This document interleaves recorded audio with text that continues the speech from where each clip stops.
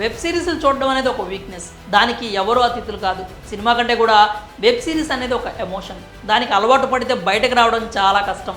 ఒక మంచి web సిరీస్ని start చేస్తే అది అయిపోయే వరకు నిద్ర పట్టదు అనడంలో ఎలాంటి సందేహం లేదు. అలాంటి వెబ్ సిరీస్లో ఓటీటీలో చాలానే ఉన్నాయి. కానీ ఆడియన్స్ ఏ సిరీస్ చూడాలో క్లారిటీ లేక చాలా మంచి మంచి వెబ్ సిరీస్లను పట్టించుకోవట్లేదు. వెబ్ సిరీస్ లవర్స్ కోసం ఒక మంచి సస్పెన్స్ క్రైమ్ థ్రిల్లర్ తీసుకొచ్చాం. ఫస్ట్ ఎపిసోడ్ స్టార్ట్ చేశాక దీనిని ఆపడం చాలా కష్టమని చెప్పాలి. అది మరేదో కాదు, సుడల్ ది ఓటెక్స్ వెబ్ సిరీస్. ఇది ఆద్యంతం ఎంతో ఉత్కంఠగా సాగే సిరీస్. నిజానికి మన ఊరిలోనే, మన ఇంటి పక్కనో, మన చుట్టూనో జరిగే కథలాగే అనిపిస్తుంది. కథలోకి వెళ్లే కొద్దీ ఇలాంటి ఘటన మనకే ఎదురైతే ఏంటి పరిస్థితి అనే ప్రశ్న ఎదురవుతుంది. ఒక్కో సీన్ నరాలు తెగే ఉత్కంఠను అందిస్తుంది.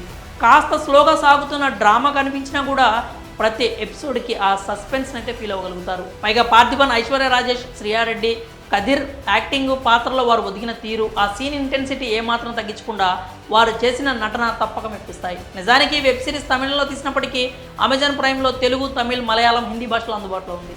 ఈ సిరీస్ 2022 జూన్ 17న అమెజాన్ ప్రైమ్లోకి అందుబాటులోకి వచ్చింది. కానీ ఇప్పటికీ చాలామంది ఈ సిరీస్ని చూడలేదు. చాలా తక్కువ మందికి మాత్రమే ఈ క్రైమ్ సస్పెన్స్ థ్రిల్లర్ గురించి తెలుసు. ఈ సిరీస్ నిడివి కూడా కాస్త ఎక్కువగానే ఉంటుంది. మొత్తం 8 ఎపిసోడ్లు ఉంటాయి. ప్రతి ఎపిసోడు 40 నిమిషాల కంటే ఎక్కువగానే ఉంటుంది. నిడివి ఎక్కువ ఉన్న నేపథ్యంలో కాస్త సాగతిత భావన కలుగుతుంది. కానీ నటీనటుల టాలెంట్ మాత్రం మెప్పిస్తుంది. కొన్ని సీన్స్ మీరు అలా చూస్తూ ఉండిపోతారు. ముఖ్యంగా ఐశ్వర్య రాజేష్ ఎమోషన్స్ని పలికించిన తీరు అందరినీ ఆకట్టుకుంటుంది.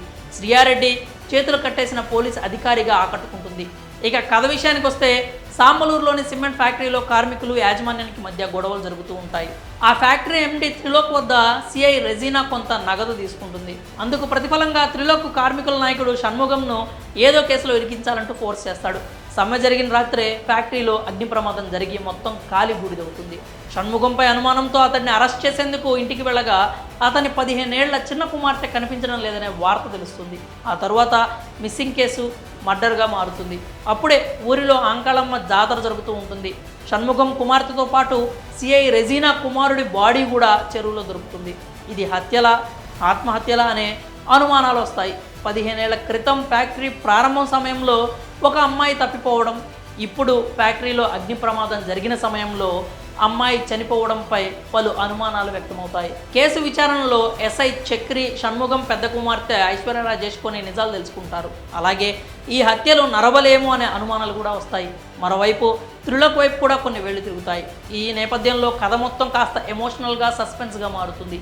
ప్రతి ఎపిసోడ్కి ఒక ట్విస్ట్ని రివీల్ చేస్తూ స్టోరీని ముందుకు తీసుకెళ్తారు. మరి సుడల్ వెబ్ సిరీస్ మీరు చూడాలనుకుంటున్నారా? ఒకవేళ ఇప్పటికే మీరు కనుక ఈ వెబ్ సిరీస్ని చూసుంటే మీకేమనిపించింది? మీ అభిప్రాయాలని కామెంట్స్ రూపంలో తెలియజేయండి.